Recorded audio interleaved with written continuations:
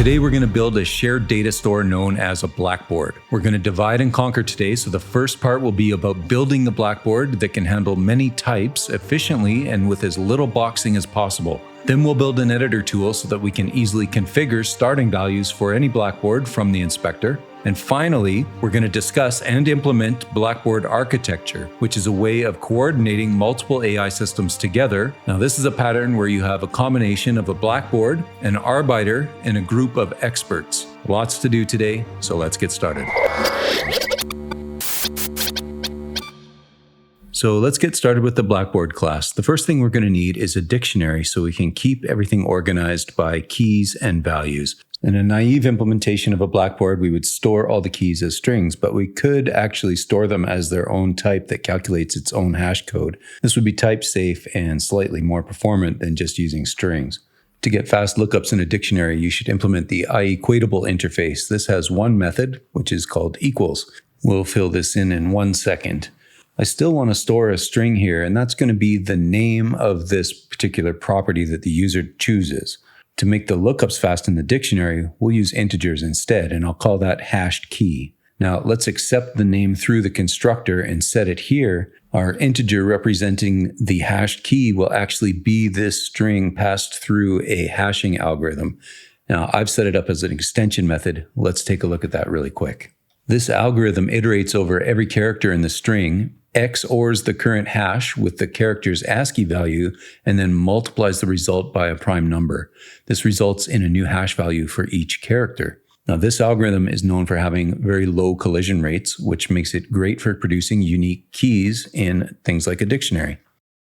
We can now fill out our equals method, and we can say, if the hash key of this one is equal to the hash key of another one, then they are equal. A few more things we can implement in this class as well is that we could override the normal equals object method so that we can compare a Blackboard key against any object. And we can override the get hash code. This is essential for the dictionary operation. We just want to return the hashed key. And let's override toString, return the name. And for convenience, let's also implement the equals operator, and let's also implement the not equals operator, which actually is just the inverse of the equals operator. Okay, that's enough with the key. If we come down to the Blackboard class where I was using string in the dictionary, let's just replace that with the Blackboard key type. That's all we're going to do with the Blackboard key class for right now. So I'm just going to collapse it up so we can keep it in this file and just keep working here. So users are going to be creating all kinds of strings to represent values in their Blackboard. What would be very convenient for us is to have another dictionary where we can quickly do a lookup by string to see if a key exists for that string or not.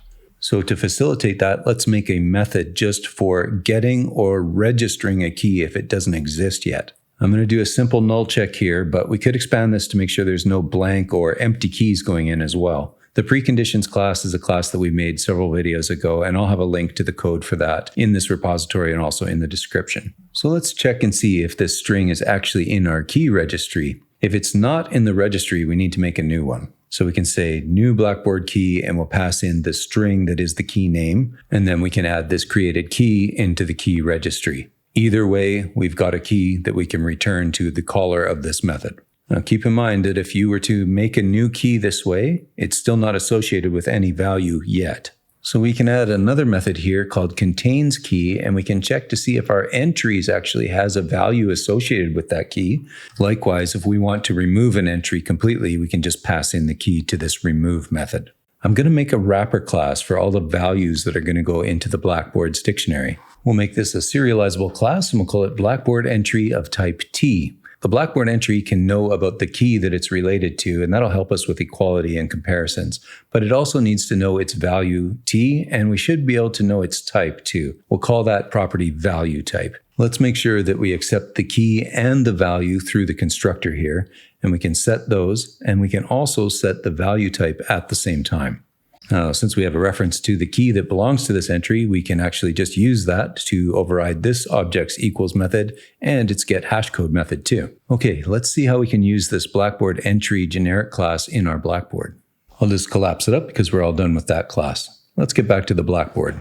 The most frequently called method in this class is going to be to try to get a value out of the dictionary by passing in a key.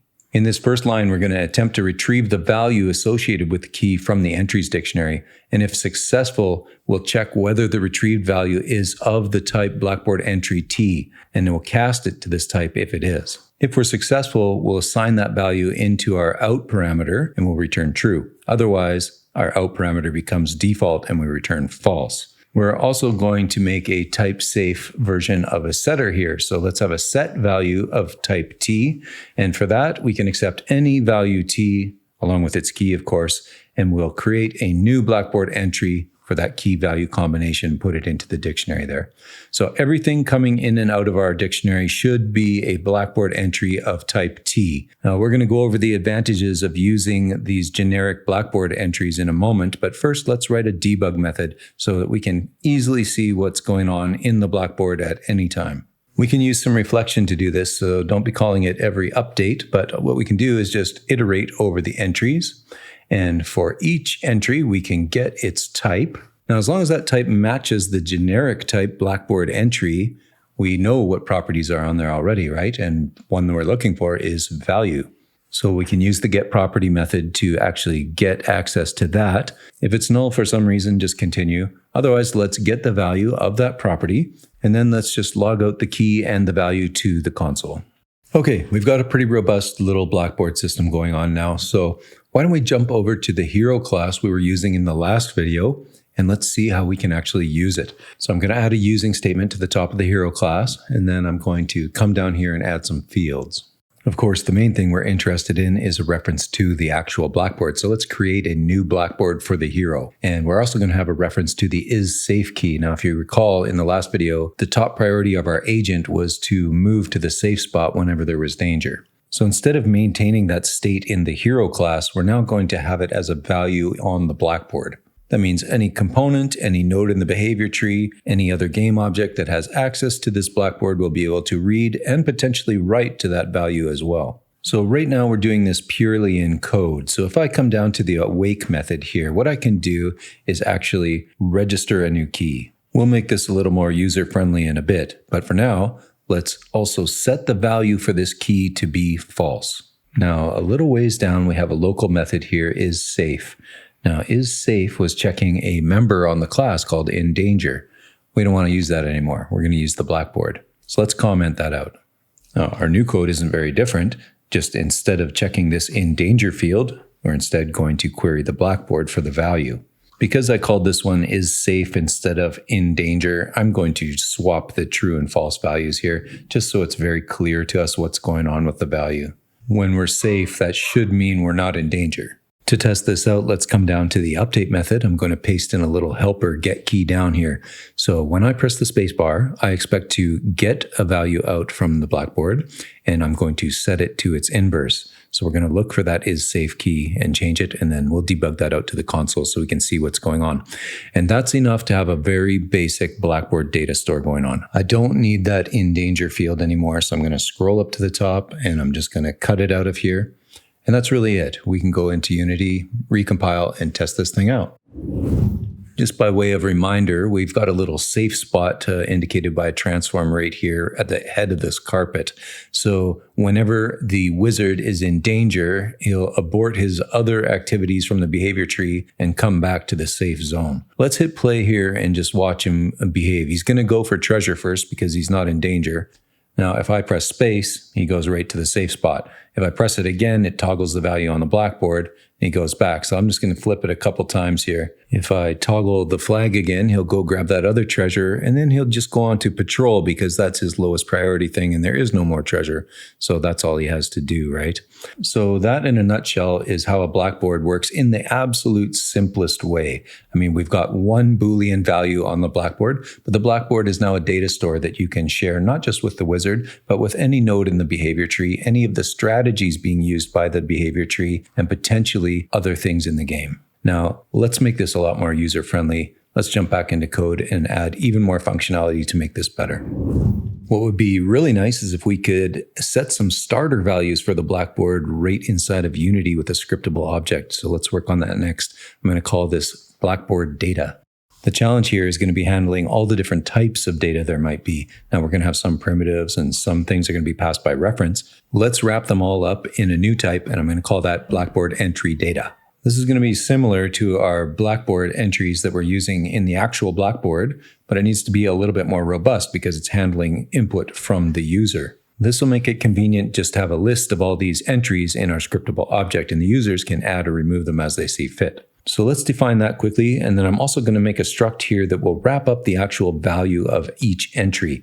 And this is going to help us return things without boxing values and also make sure that we're getting the right type. So let's make sure that we have an enum here so that the users are going to be able to choose the type that they want. And then each of these will be able to store its own type.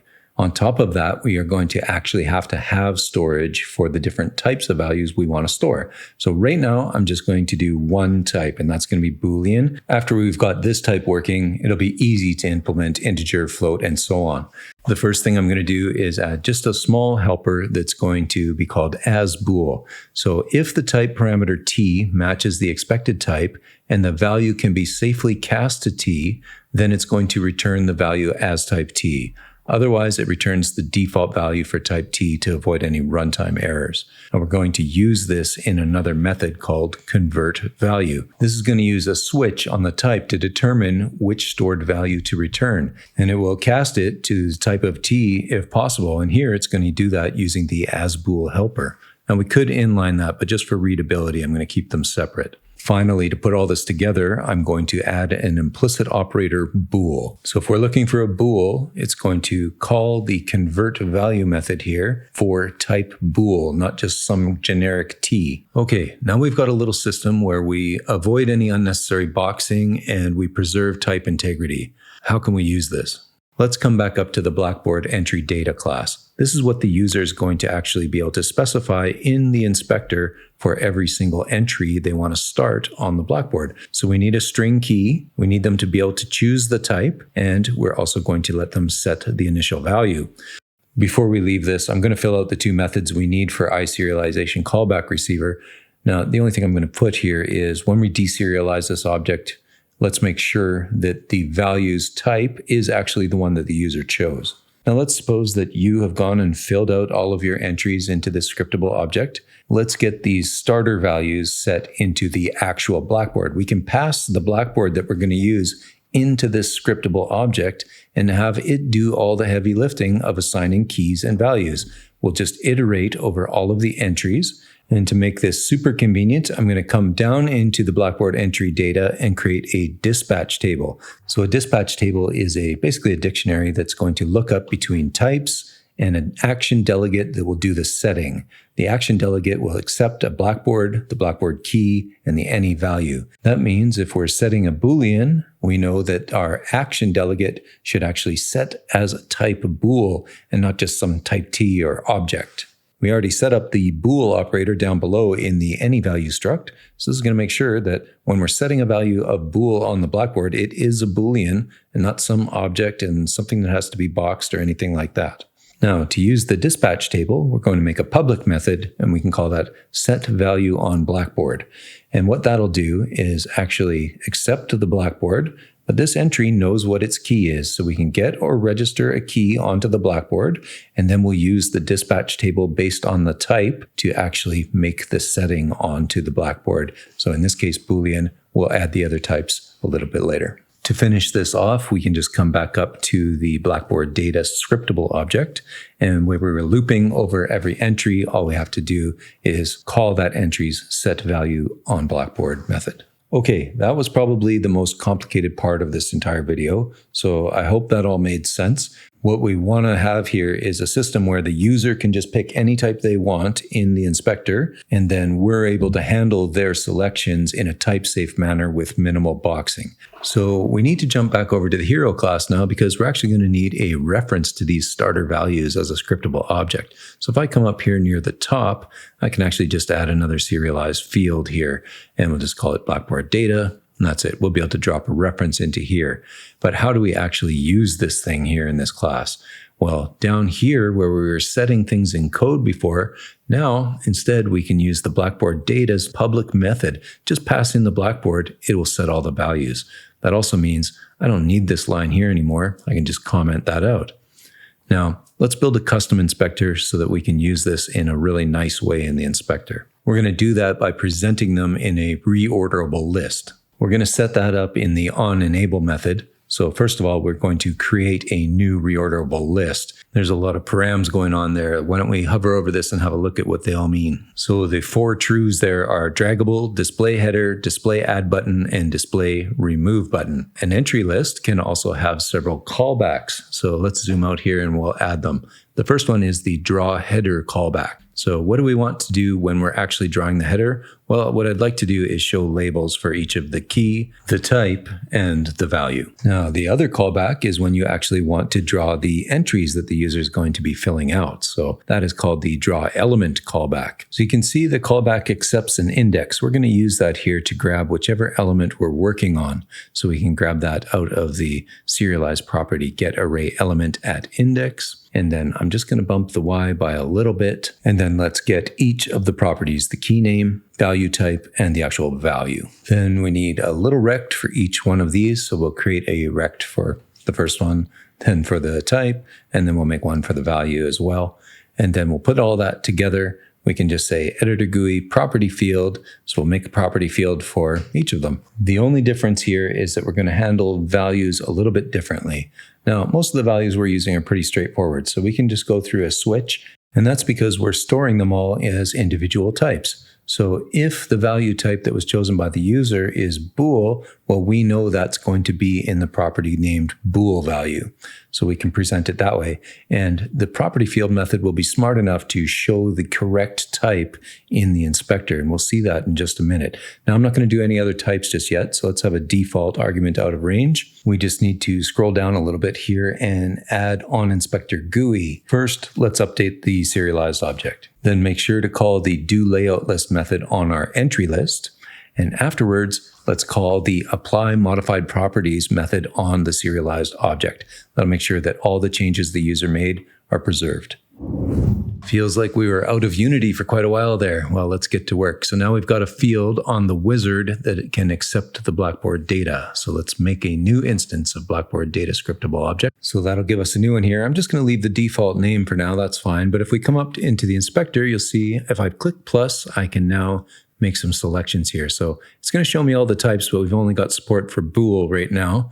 So we can leave it as that. Now, if I was to select int, you'll see I do get that argument out of range exception. Let's leave it as bool. And I'm actually going to put the key in here that matches what we're expecting, which was is safe. And why don't we select it as true to start with? Now I need to remember to come over to my wizard and lock the inspector, and I'm going to drag this over into there so we've got a reference in the hero to our starting values. And now when I press play, it should just behave exactly how it did before. So let's check it out. When I hit space, yeah, he goes to the safe spot. Yeah, exactly what I expect. Let's let him get a treasure, and I'll hit it just before he got the other one. Perfect. Okay, that's great. Let's go back to code for just 1 second. I've just filled out all these other types so that you'll have an idea of how you can add more and how I've worked up the dispatch table here. It's exactly what you'd expect. You know, when we're looking for a float, we're going to set the value of type float, for example. Let's come down here a little bit more and see I've added more entries here. So we've got data types for ints, floats, bools, vector3. You can easily add game objects, transforms, anything else that you want. And we have implicit operators for each of them. And also we have a convert value, and the switch is going to do the correct thing. And so I've added a few more helpers below for as int and as float. Now you can inline all these things if you want, but it just did it this way for readability. And if you take a look at these reference types, you see I'm passing them back as objects. They don't need any special handling because they're not primitives. You know, they're just going to be passed by reference anyway. Of course, like always, I'm going to check all this into the repository, and the link will be in the description. So if you need to take a closer look at it after you're done watching the video, it'll be there. So over in the editor class, again, I've just filled out the switch with the different types to make sure that they're calling the correct field on the any value object. Okay, now we're going to get into the topic of actual Blackboard architecture. So the Blackboard architecture focuses on an actual blackboard as kind of the centerpiece of the whole thing, but it involves a few other components. And the most important one is called an arbiter. The Arbiter is the decision maker of the entire thing. Now, beyond the Arbiter, we are going to have also a panel of experts. The experts are usually different AI systems that all would like access to the Blackboard to read and sometimes to write and act on values that are present there. So they all want to take turns. It's the Arbiter that decides who's most important and whose turn it actually is. The experts all get a chance to say, hey, I think my request is this important, and they can express that in a number value. And then the Arbiter will take the one that is the most important and actually let them run some operations. So you can think about this as a panel of experts could be anything from like a SWAT team to maybe a complex firing system on a tank that requires aiming, firing, and actually maneuvering around. Could have 3 different systems controlling that, with the Arbiter deciding who's most important and executing things in the proper sequence. So let's start here with an interface for each of the experts. Experts only really need to take care of 2 things. The first one is going to be like putting your hand up. Hey, I want to turn to use the Blackboard. Pick me. And you're going to return a value of how important it is for you to use the Blackboard or get the Arbiter's attention. The other one is for the expert to be able to actually perform some kind of action. So the Arbiter will choose which of the experts should be doing something, and then we'll call its execute method. We'll do a concrete expert in a little bit here, but let's move on to the Arbiter. So the Arbiter is the decision maker, and it needs to know a list of all of the experts. Experts should be able to register themselves with the Arbiter, and we can just make a simple method for that. We'll just make sure it's not null, and then we can add it into the list. Now, we also need to understand the concept of past actions. So you could use the command pattern here, but for simplicity, let's just keep a list of actions we want to perform on the Blackboard. As experts decide, hey, I would really like to do this thing, they can add an action to the Blackboard. The Arbiter is going to decide which expert is the best one at any given time, and then give them permission to add. It'll pass the Blackboard to them, and that expert can add actions as they see fit, and then the Arbiter can execute them. So we're going to have another method here called Blackboard iteration. And the Blackboard iteration is going to figure out exactly what those actions are by selecting which expert is the best at this moment in time. So we'll keep an int that is the highest insistence. Then we'll iterate over all of the experts. The experts can tell us how important they think their request is. And we'll record that. Whichever one is the highest, we'll consider that to be the best expert right now. Once we've decided on the best expert, well, then we can actually get the best expert to execute, and we can pass them the Blackboard. That's like saying, hey, it's your turn to do something. Here's the Blackboard. Do whatever you need to do. And that expert will start adding actions to the Blackboard. And after they're done, we'll grab all those actions they wrote there. Then we'll clear out the Blackboard's actions, and we'll return them to a controller object or whatever it might be. So because I actually want the next example to work with multiple different systems, we are going to make a controller. So here, like I had on the wizard or the hero class, I'm going to have a reference for the Blackboard data, a Blackboard, but now we're also going to have an Arbiter. You could supply this controller in different ways, even serialized fields, but I'm going to use the service locator. So I'm going to register it, and then I'm going to set the new values on our Blackboard. And I'm also going to just debug it because I don't think we've actually used that yet in this video. So I'll just make sure we print it out as soon as we've set the starter values. Now, we need some public methods. We need to be able to get the Blackboard from the controller. We want to be able to register experts through the controller, which will just go through to the Arbiter. And I'll leave a note to myself to add a deregister expert method later on. In update is where we're going to start handling all the magic here. Now, because the controller knows about the Blackboard and it knows about the Arbiter, all we have to do really is just get that Arbiter to run its Blackboard iteration. By passing in the Blackboard, it's going to return us all the actions. We can just execute them here. Now, we could have executed them all from the Arbiter itself, but this might give us the convenience of actually executing them on a mono behavior. Besides which, the controller is actually going to act like a factory for the Blackboard. That means classes that are going to use this Blackboard don't get a reference to it directly. They're going to ask the controller to supply them with the correct Blackboard. Okay, let's actually create an expert. I'm going to make a new character called a scout. So it's going to implement the iExpert interface. it's going to need to retain a reference to the Blackboard once it gets that reference from the controller, and it's going to be the one that's going to decide if the wizard is safe or not. So the scout will look for danger, and if it finds any danger, it's going to post that.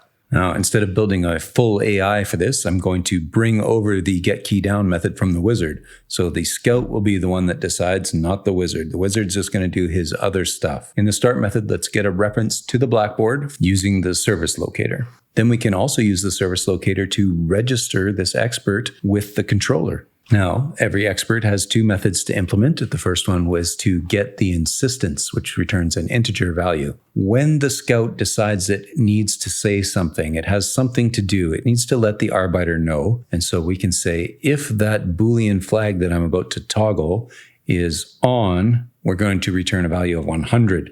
But if it's off, we'll just return 0. But what happens if the arbiter gives us permission to execute something on the Blackboard? Well, if it's our turn, then we can add an action and we can just pass that in as a lambda. So that will be to actually set the value to toggle is safe. This is exactly what we were doing before, except it's not the wizard doing it this time. It's the scout doing it when the arbiter decides it's time for the scout to do something. Now, if there was another expert that sent back a higher priority than 100, the scout's not going to get to do anything in that particular round. Maybe there's something more important than getting to safety. I don't know. Now, obviously, these insistence values are just made up for this example. In a real scenario, you would be calculating insistence based on things on the Blackboard and in the world around you based on other sensors, as well as whatever AI you've implemented for the scout. Now here, there is no AI. I'm the AI pressing the space button, right? So it would be much more complex than this and could handle more complex scenarios. Now, to save some time, I've got everything set up here, but let's just review here. We've got the controller, dragged a link already to the starting data, which still only has one value in it. Now, I've also created a global service locator here. And of course, we've got our new scout character. Now, you can see him standing up on the stairs there, keeping a lookout. So he's the one who decides if there's danger coming. And if he updates the Blackboard to say so, the wizard should react. Now, I've made some changes to the wizard class as well. He's getting the Blackboard from the controller. I mean, it's exactly the same as the scout class, so I didn't bother showing it in the video here. But let's press play and just see what happens. So the wizard is going to start going for treasure right away because he's safe, right?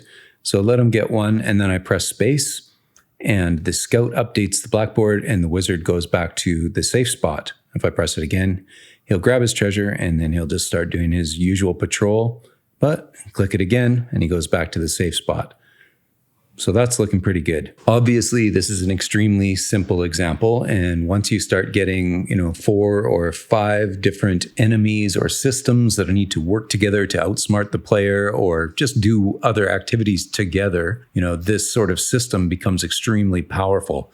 Now, just by way of example, let's look at some other types here just to see how that inspector shows them up here. I'm just going to put some values in here for, the basic types. So vector3 string, and I've got a float. And so now if I press play, we should see all of that debugged out. So yeah, it all looks correct. This is great.